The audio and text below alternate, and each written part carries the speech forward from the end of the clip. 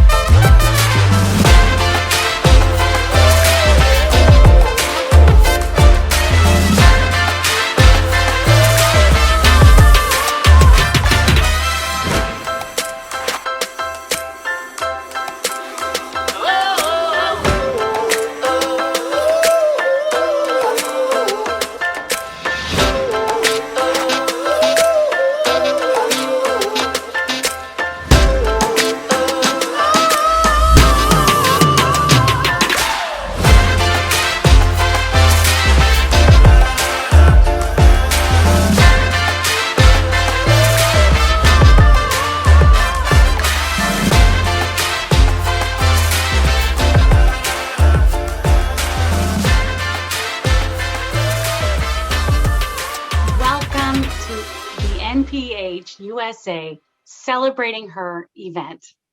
Thank you so much for joining us this evening.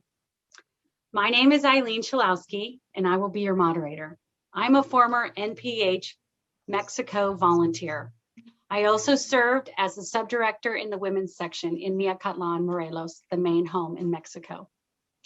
Currently, I serve as a board member on the Southwest Regional Board. All of my experience with NPH has led me to an impassioned respect for the NPH mission of transforming lives through education, responsibility, and unconditional love. Tonight, we gather to tell a part of the NPH story, which is very important. It's the story of the NPH women empowering NPH women. We believe it's an important story to tell right now, given that in our world today, there is still much racism, inequality, and poverty, and what NPH is doing to help eradicate issues that Latin American women face. NPH began in 1954 when Father William Watson began a home for orphan boys. In 1959, NPH also began accepting women. Today, we serve over 6,100 children and young adults in Bolivia, the Dominican Republic, Guatemala, Honduras, Haiti, Mexico, Nicaragua, and Peru. The struggles that face Latin American women are dire. 40% of women in Latin America will become victims of violence. Half of Latin American countries have very high rates of femicide. Additionally, on a daily level, the homes that are run by women typically are poorer than those run by men. So at NPH, we're doing all we can to improve the lives of the women of Latin America and the Caribbean. Tonight, we have a 45-minute panel discussion. We also have NPH USA staff on the chat function of the Zoom. So please, if you have questions, make sure to reach out and we'll take a look at those. Our panelists tonight, we have three amazing women from NPH. I'm just going to name them all and then I'll give them an introduction. First, we have Donna Eggy, we have Nelly Fernandez, and we have Aurora Zacarias. Donna Eggy has served on regional, national, and international NPH boards over the past 25 years. She recently retired as International Family Services Director. Donna knows the homes, staff, and youth intimately, having worked directly in all 9 homes over the last 20 years. She is a counselor educator and passionate about girls' development. Thank you for being with us tonight, Donna. Thank you for having me. This is great. I'm so glad you're here. Thanks. Our next panelist is Nelly Fernandez. She is the current mental and reproductive health coordinator at NPH International. She is a psychologist specialized in childhood and youth and mental health development in communities. Since 2004, she has been working in various non-government organizations in Spain, the UK, the United States, and Latin America. She came to NPH 10 years ago as a volunteer in the Dominican Republic, and since then has been traveling in the NPH homes to support children and staff. Nelly, thank you for being here. Happy to be here. Thank you. Thank you. And last but not least,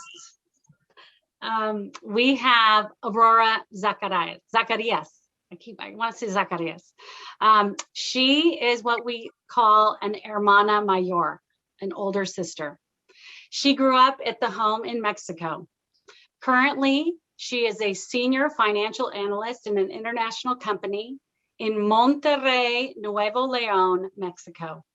She's also an entrepreneur, having recently begun her jewelry design company called Plata Aurora. Aurora, thank you for being here. Thank you so much, Eileen. And so happy to be surrounded for beautiful and strong women tonight. Oh, you're sweet. So I think now that we know everybody, we're going to start with a couple of questions that we would like to address this evening. And the first one we're going to start with is gender roles. So in Latin America, gender roles and societal expectations of men and women have been shaped largely by cultural specific values and beliefs. Aurora, who grew up in Mexico, has experienced some of this, and she has a story that she can share with us. Yes, of course, Eileen. Thank you. Before to join NPH family, I lost my parent at a young age, and I was raised at that time by my mom's family. They didn't have the same values that we have in NPH. One day, one of my uncles told me, I'm pretty sure you will not be successful in life. For sure, You will be pregnant before you will be 15 years old.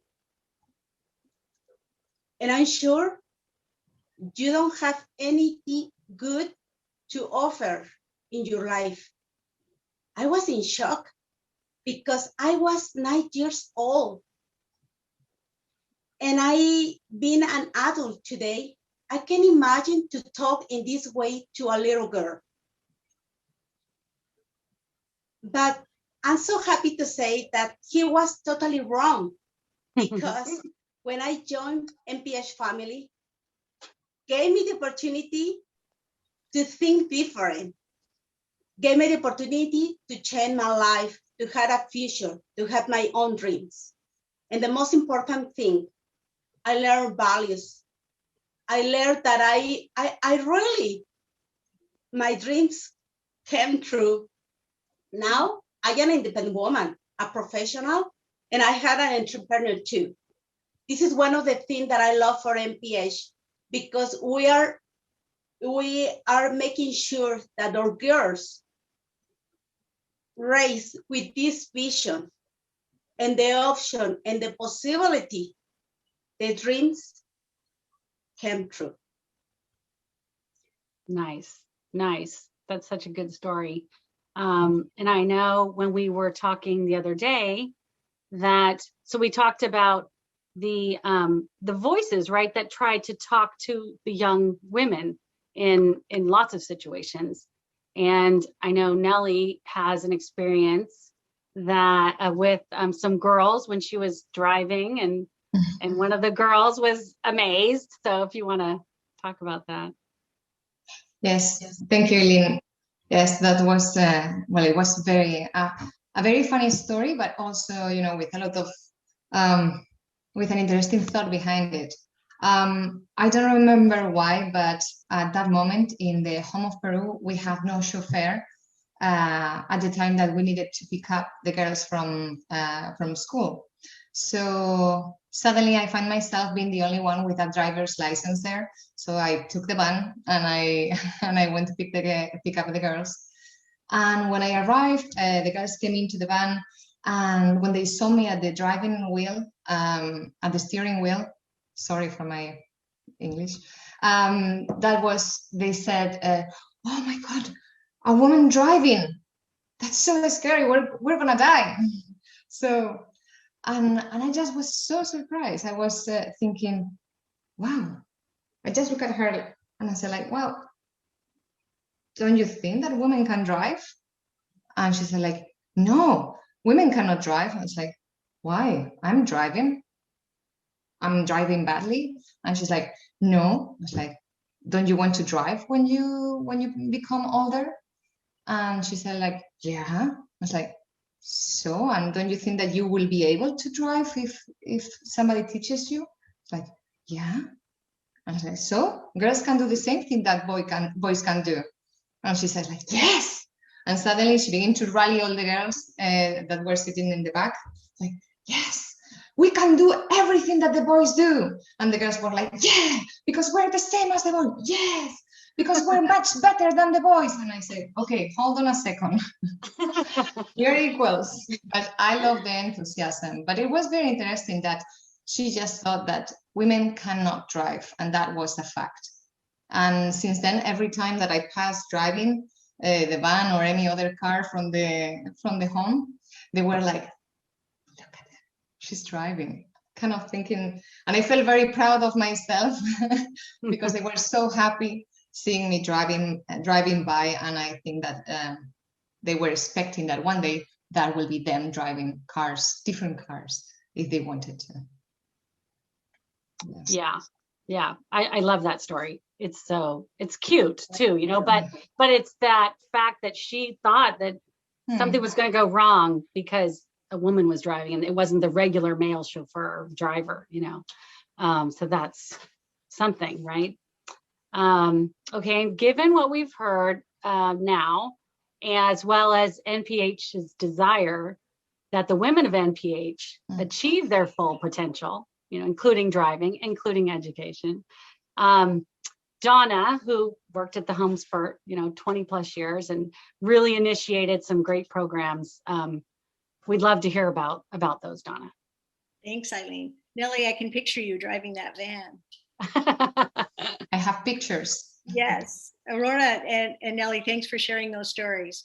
When I first began working for NPH, Family Service Department, almost 20 years ago, our priority was really child care staff training. That's what was needed. Think parent education. We wanted to support the adults who cared and loved for our kids and the TOs and TIAs. So we listened. We really listened to what they loved, what their concerns were, what they were worried about, which you can imagine was pretty much the same as caregivers and parents around the world. They wanted their kids to feel safe, to feel secure, to value education, to make good decisions, to not drop out of school, to not get pregnant and leave options behind, to have opportunities and self-confidence.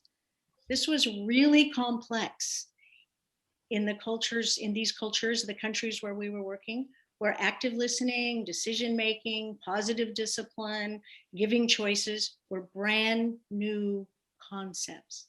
Imagine, it's really only been in the last century in developed countries, in the US, for example, where parent education and supporting parents has become the norm. So we worked really hard to begin to create a trusting environment, a learning environment. Trust, and you all know this, is paramount in these cultures.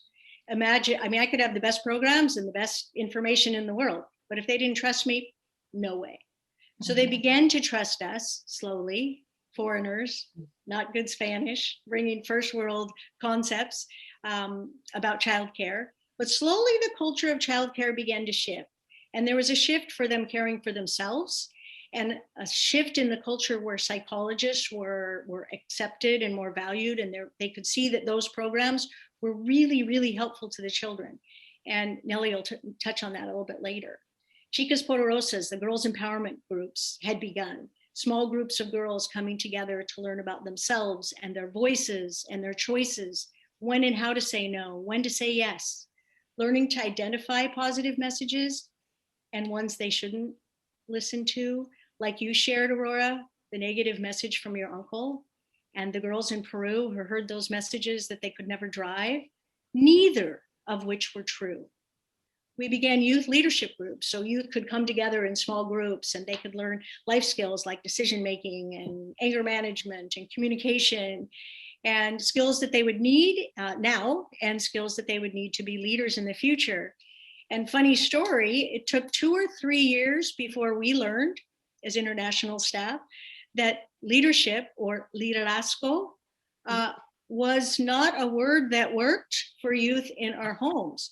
They only wanted to send the perfectly well-behaved youth to the leadership groups, the ones who had no problems, no behavior problems. Okay, so there was hardly anyone in the groups, right? I mean, these are young people, So we had to rename the groups. First, we had to listen why. We renamed the groups youth formation groups. We had to re-educate the staff.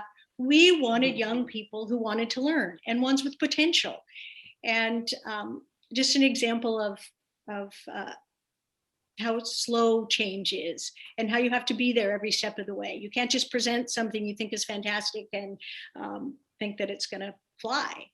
So to the question, the impact of these programs has been immense over the last 20 years. We have young girls today who can speak up for themselves, who have hope in the future.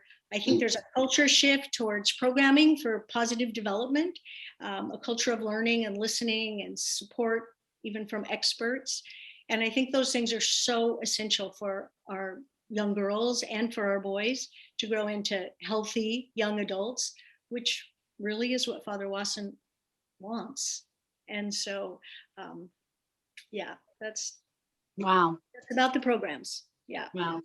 Well, you've done a lot, and I think we all appreciate what you've done, what you started, and how it's advancing, and how it has created the shift in gender norms, right, and gender expectations. And I know that you retired, so well deserved. Well deserved. And that now we have Nelly, who is, a huge support to the staff and children. And I think that Nelly has some good information on how that is continuing today, and what she sees in the homes and what she's encountering. Thank you. Well, when I started, a lot of the work was already done when I started 11 years ago. Just only my own position, the mental health coordinator, mental and reproductive health coordinator. That's already a step up towards trying to focus in something different, in mental health, in emotions, in sex education. Yeah. So that in itself was a big advance, and I have to thank Donna here and Pilar Silverman, who were my bosses at that time, that both of them came together because they saw the need and they created my position. So I'm very happy and very thankful for both. But that, for example, going into the homes and talking about sex education, that was a big challenge in every country. And even at the beginning, the childcare staff didn't want to talk about sex education. I had to train them first, the adults, and then do the training with the young ones. And the adults, well, it was really fun. That I have to say that with the adults, it was really fun and challenging as well. And they weren't very happy or on board at the beginning to be talking about these things to the adolescents, thinking that will spark some activity. Yes. Activity. Exactly. Unwanted activity for some. Yes.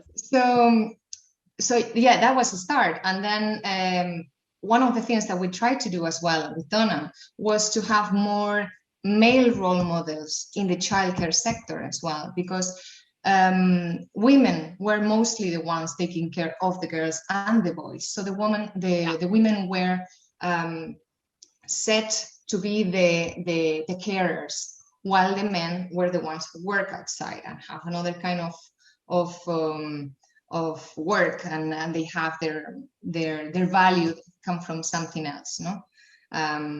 So we begin to have more male role models and more tios. This is uncles. This is what we call the childcare workers in the homes.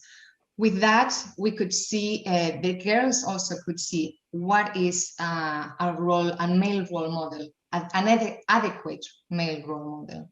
And they can establish healthy relationships, parental figures that can send the adequate message for them.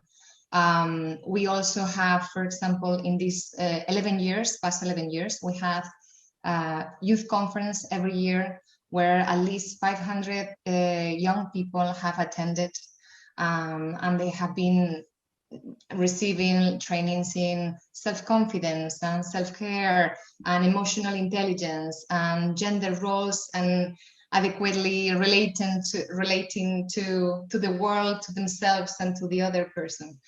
And the youth groups as well, participation, making your voice heard. Yeah, it was a big change, and I came to it and I could see how it actually grew during these 11 years to a point where now it's accepted, and I go and I do sex education and they welcome me. Well, yeah, and you've been doing it, so it's expected, and actually probably a rite of passage, right? You get to a certain age and you know you're going to get that, so that's something too. Well, it sounds a lot like just all the confidence building. That's what I'm kind of hearing as you talk. The conferences, the classes, the consistency, right? And that's how we get to women in the workplace, right? As opposed to just being the caregivers. Exactly. And so I know that 23% of women hold senior management positions, which is disastrously low. And I know Aurora, our senior financial analyst, I know that you probably have some experience of what it is like and how it is to have a voice in the workplace that maybe is not always accepted. If you'd like to share about that. Yes, of course, Eileen. In the beginning of my professional career, I was working for an industrial car company, and I was part of the finance team.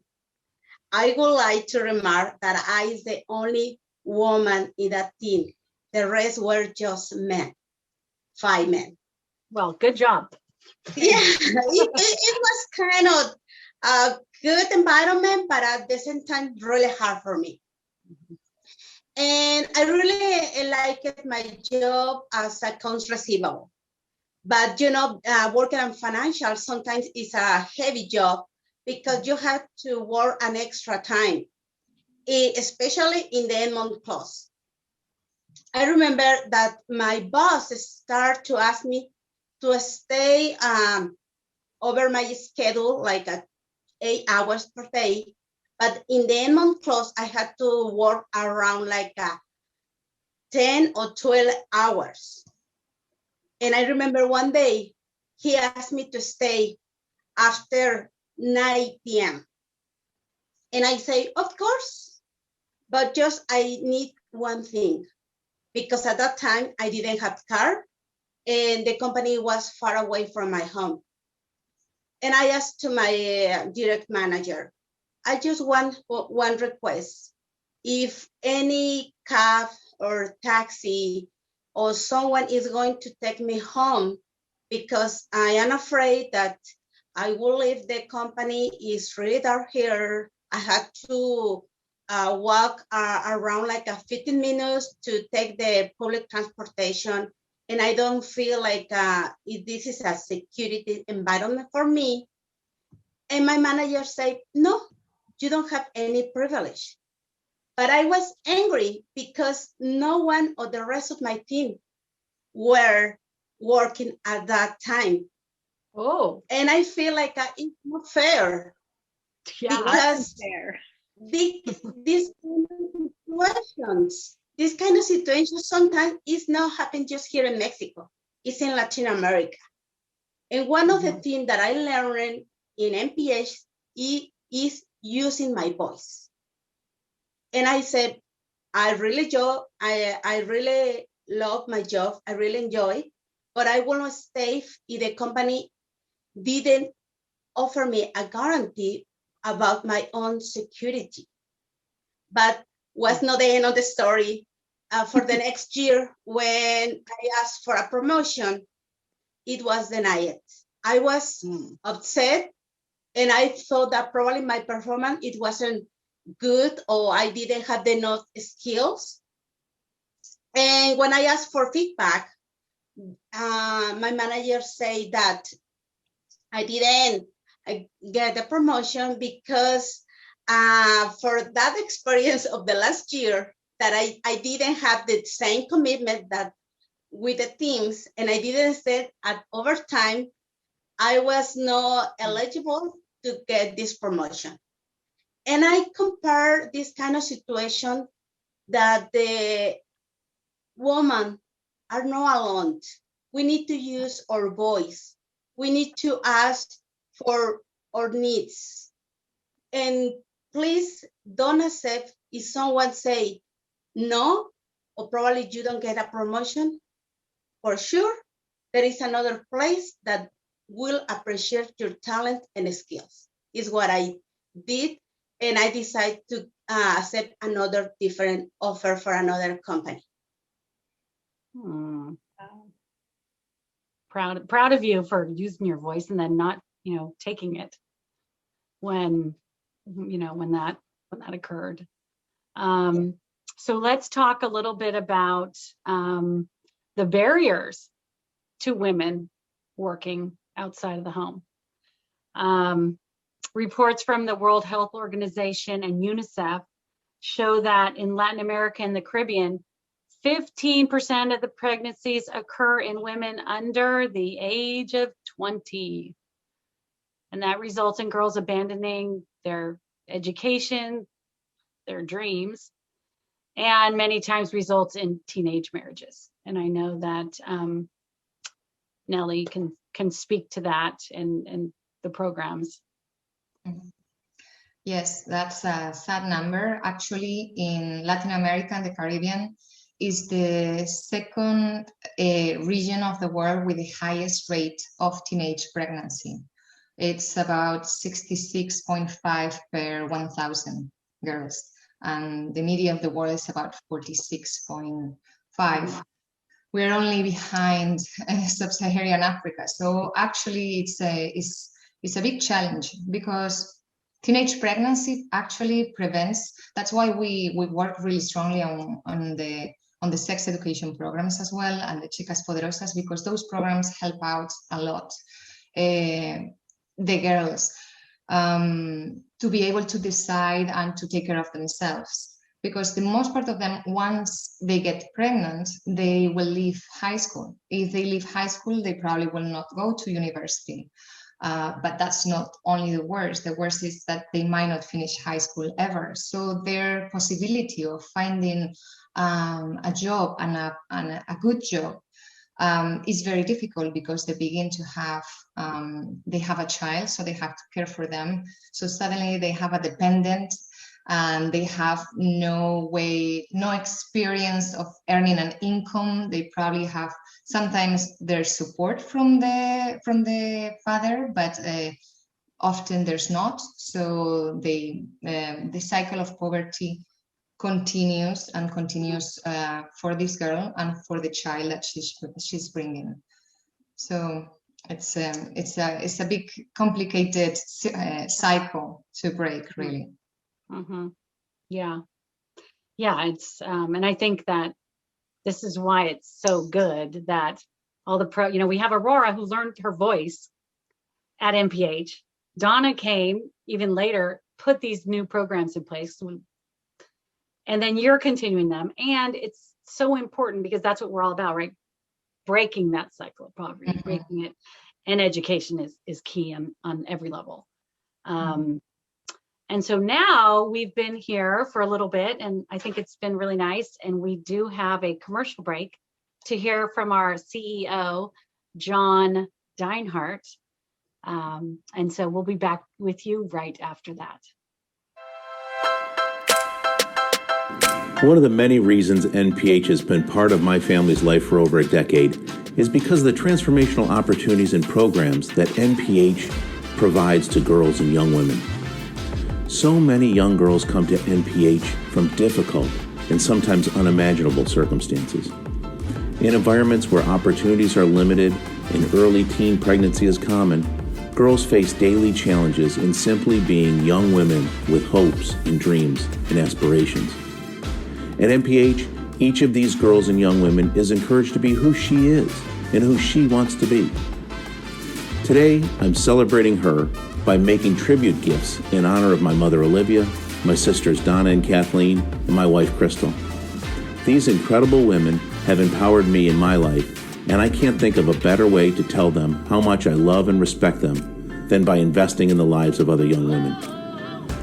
I invite you to celebrate her by making a tribute gift in honor of the transformational women in your life.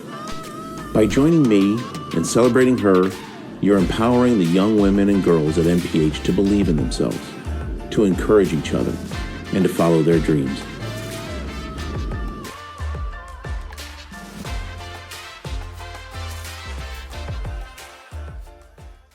I hope you enjoyed that break with our CEO, John, great leader for all of us at NPH USA. And I'd like to continue moving on a little bit to talk about life after NPH. Aurora can testify to her life after, but even the girls who are coming up out of university and they're looking at it, they're coming up, they're still in the home, but what are they looking at in the future? And so NPH has a mentorship program, of which Aurora is a participant. And I think it's one more aspect of all the great things that we're doing at NPH. And Aurora, if you want to share about what you do with your university student that you support and mentor. Yes, of course. One of the things that I love it, I based it in Monterrey, Mexico, where we have the college student house, and I have the time to share some experience with the group of girls. And I'm so happy to share an special experience for me. When I was working for Steelcase in 2015, the company developed a program for a college student for 5 countries. Yes, Hungary, Mexico, and Malaysia, and US. And I'm so happy the company decided to choose a group of students for NPH, a group of girls. That's It awesome. was an amazing program called Global Youth Forum. And I was one of the mentors for the group of this girl. They developed a program of sustainability for the local communities and also have the opportunity to interact with global students for the different countries. This program was around like 4 months. In the end of the program, all the students traveled to the headquarters of the company in US, in Michigan, in Grand Rapids. And it was a unique experience for the girls because they have a different visions of the programs and also had the opportunity to interact with other students and, you know, interchange ideas and the style of life and how the traditions and everything. This is, of course, open their eyes. And also, one of the girls say, like, I can't believe I had this opportunity because this is unique. I'm pretty sure probably I will not get a scholarship from my school. And now I have another friends from another country. Was something fantastic and it was a really, really a great experience for me. It was win to win for everybody. Oh, nice. Nice. Win, win, Yes. win. We like the win, win, wins, right? Yes, absolutely. So we've covered a lot of material, right? We've talked about the children, the programs, keeping people in the education system, what happens in the workplace. And so I think we need to talk about the future of what NPH, well, this is what we've done. What are we doing now? And I think I'd like Donna and Nelly to discuss, Donna, the programs that you put in place that will make a difference in the future and how those need to be funded.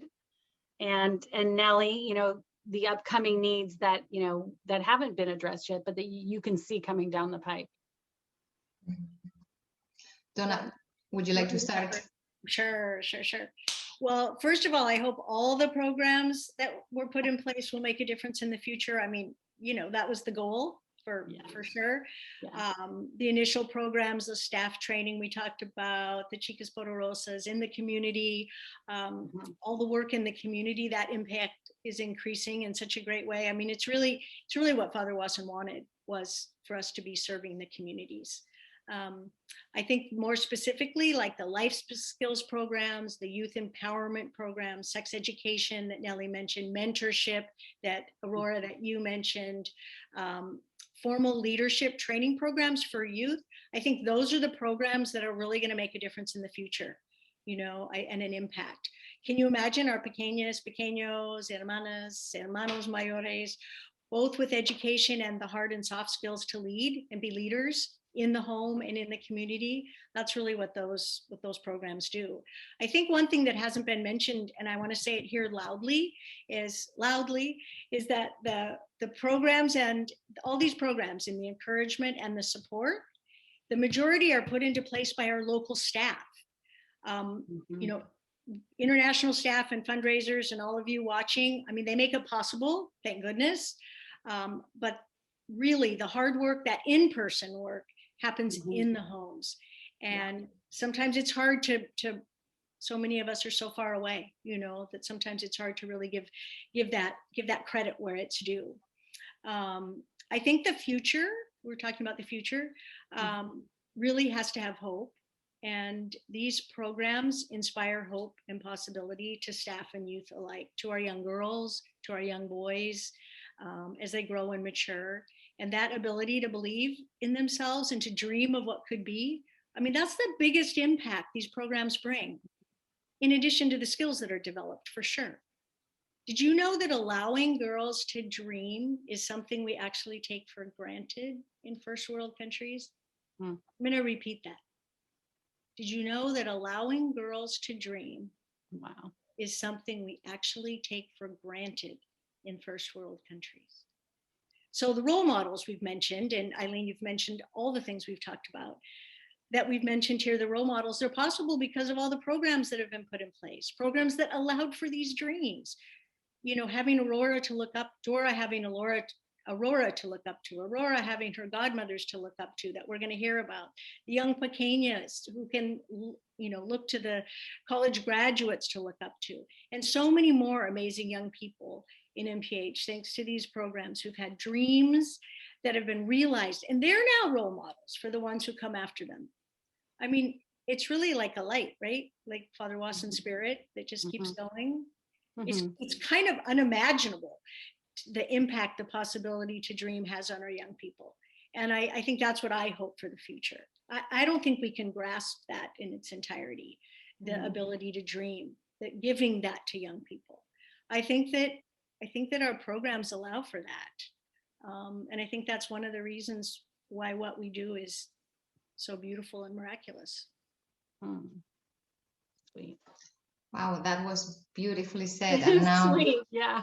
Now, Nelly. And now I have no much to say. I'm just ditto. No, I agree. You're doing the work, Nelly. You're doing the work now. Yeah. You're in it. You're in the hard work now. I'm loving it. I'm loving it. Absolutely, I know you are. And as you say, it's working with the local people and giving the opportunity to dream, and also choices. We are able to give choices, and that's huge.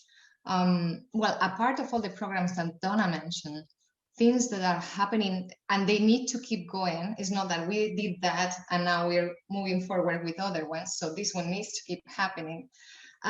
We're moving towards expanding something, because we realize that, for example, with Chicas Poderosas, with this group, girl empowerment group, that sometimes we empower girls, but they have no echo in their community. You know, they can see that they have choices. They want to choose to go to university and not to become a mom at 16.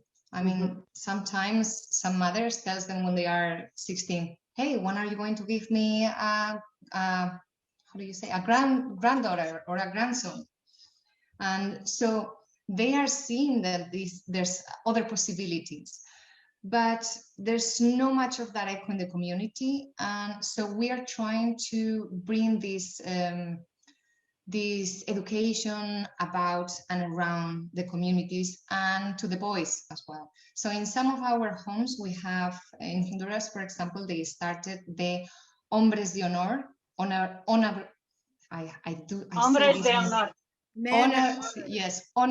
men. Yeah. Men of honor. That's so much easier. Yes, men of honor.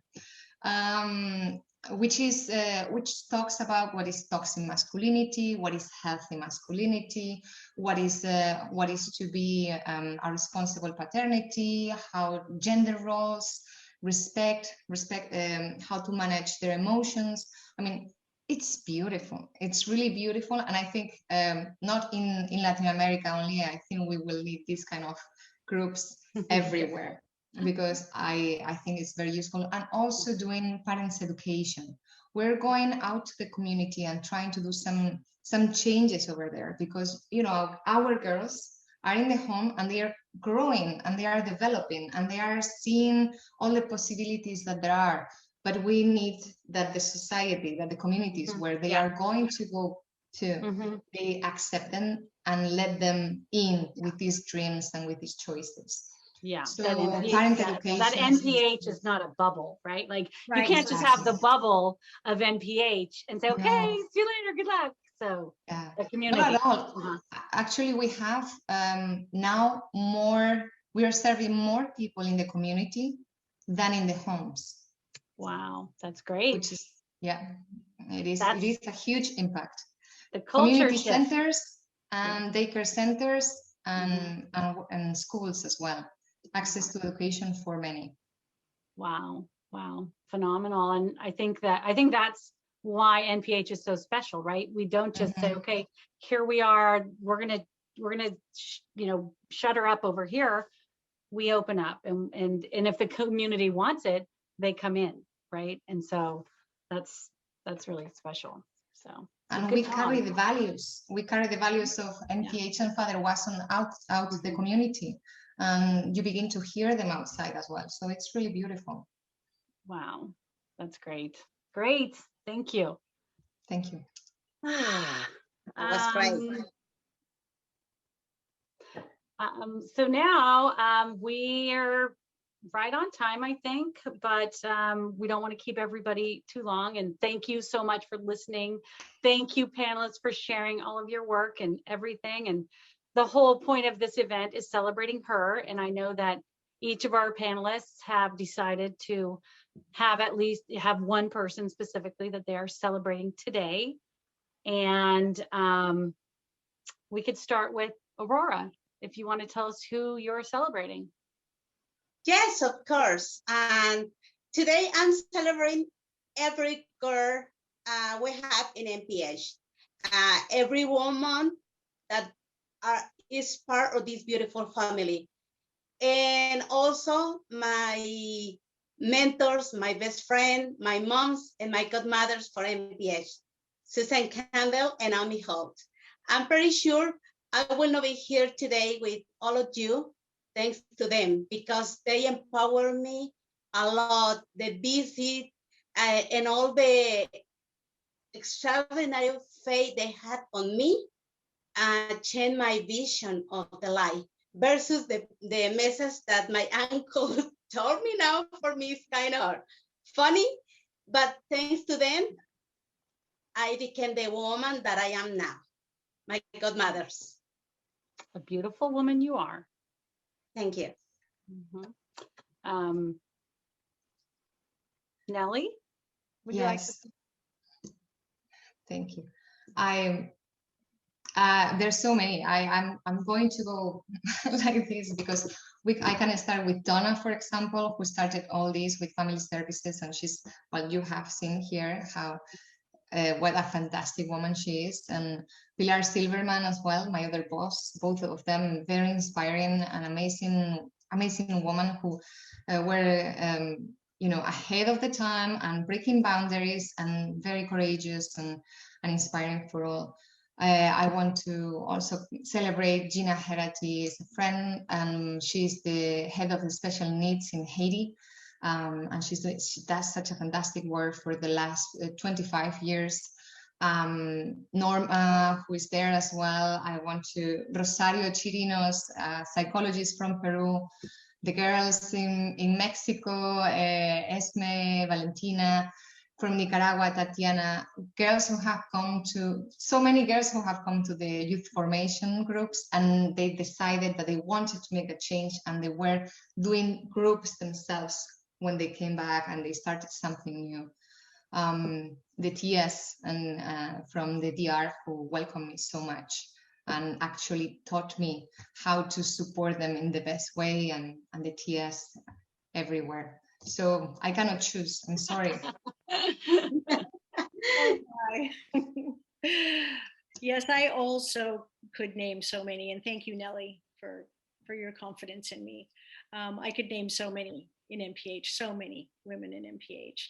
But tonight, I'm going to honor a phenomenal, courageous young woman named Dora Lemus. And even as a young girl growing up, she had such a strong and courageous voice. She first attended one of our international youth conferences, I think over 11 years ago in Nicaragua, with her team from NPH El Salvador. And just to insert a story that goes along with Aurora, your story of your workplace and your courageous voice. After a week at this international conference where, young men and women from all of our homes got together and learned all these great things for a week, like Nelly was saying. So exciting. And the last day we were having evaluation meetings. So the teams could figure out how to take back all this incredible new stuff, new concepts to their local homes. And Dora's group stood there the last day, and they looked at us with tears in their eyes and cried and said, "We can't do that. We don't know how. You don't know how hard it will be to take these new things back and put into practice. You don't know." And the fact was, we didn't know. And we really learned by their willingness to tell us that we had to support them and go to the home and support these young people.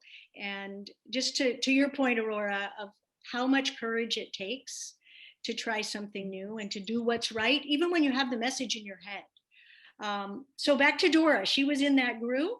We saw her potential then, and we began following and supporting her locally and giving her opportunities to apply for other NPH programs and leadership trainings.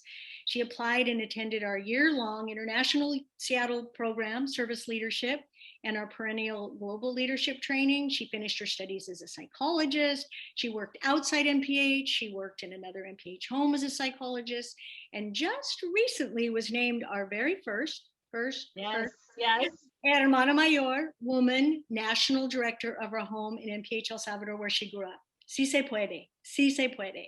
The number of young women in for Dora. Yeah, right. Dora. We are exciting for her.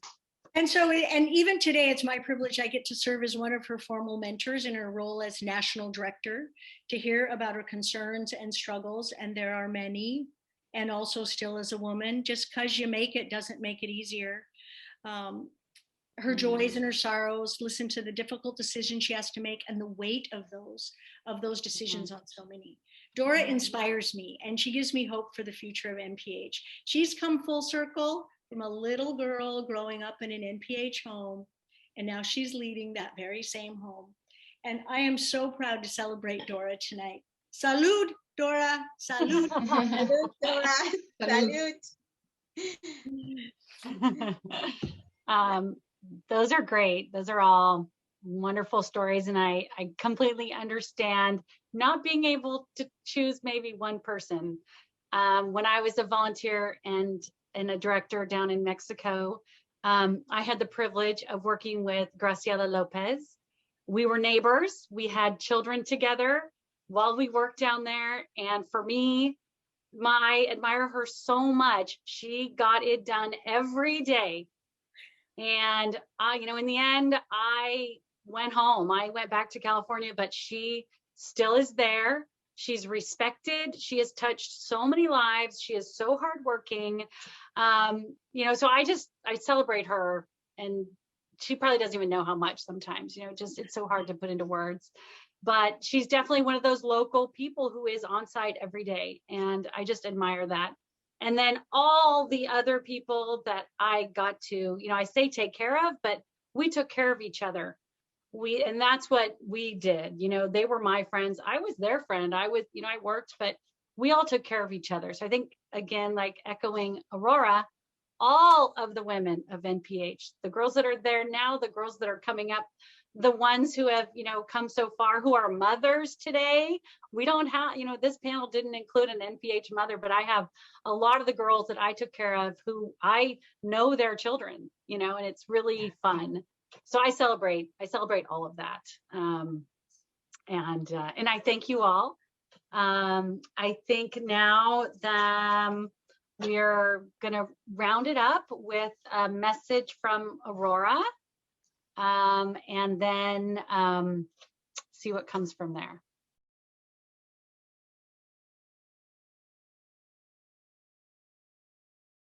The goals for the future can only continue with your support. Please consider a tribute to ensure for the future children we support.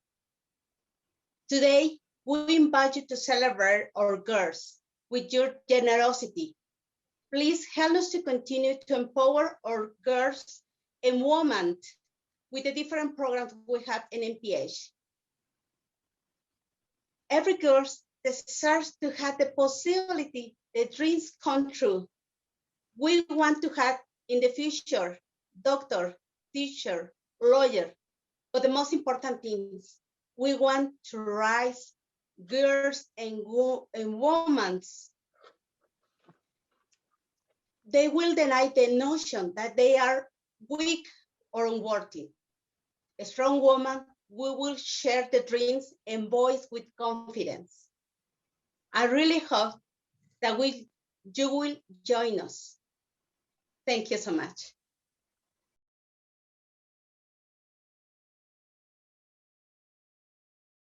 Thank you, Aurora, for that message and for that ask. Appreciate it. Finally, I want to again thank all of our panelists today. Thank you so much for what you do, what you've done, and wish you well in your futures. Father Wasson truly believed that if you want to change the world, you start with the children. And as we've heard tonight, we have started with the children. We have made positive changes and need to keep going. Your tribute gifts tonight will ensure that. We are leaving you with the future of women in Latin America. Please enjoy this short video and hear Anna's story. Stay safe and be well. Thank you, everybody. Thanks, Eileen. Thank you, everybody. Thank you. Tengo 10 años, vivo en Mata de Plátano.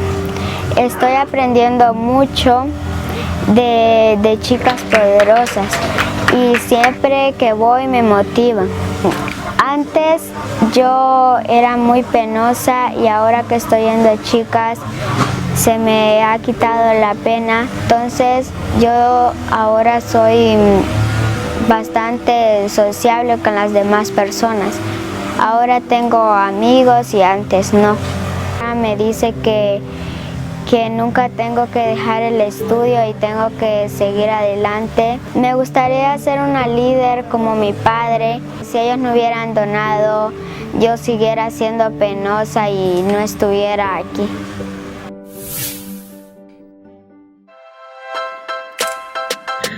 Today I'm celebrating her. She is from NPH Guatemala, and last year she achieved her goal of graduating from the university with a degree to become an elementary education teacher. Despite many challenges and obstacles that she faced during the time at the university and even in high school when I was a volunteer, she made her goal and she achieved what she wanted to be with the confidence in herself. So today I'm celebrating her. I am celebrating her, Bernarda Mendoza from Honduras, because I'm inspired by her beautiful and artistic creativity, as well as her warm and generous heart.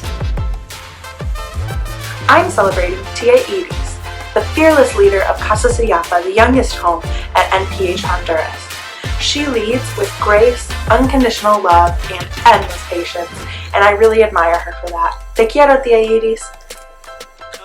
I'm celebrating her, Delia Rodriguez from NPH Bolivia, because she inspires me every day to give 110%. That's what I see her do on her college soccer team, in her difficult classes, and with her younger siblings. I am celebrating her from NPH Guatemala because she is one of the kindest souls that you're ever going to meet. She's strong, rooted in her values, and she'll fight for anyone that she cares about.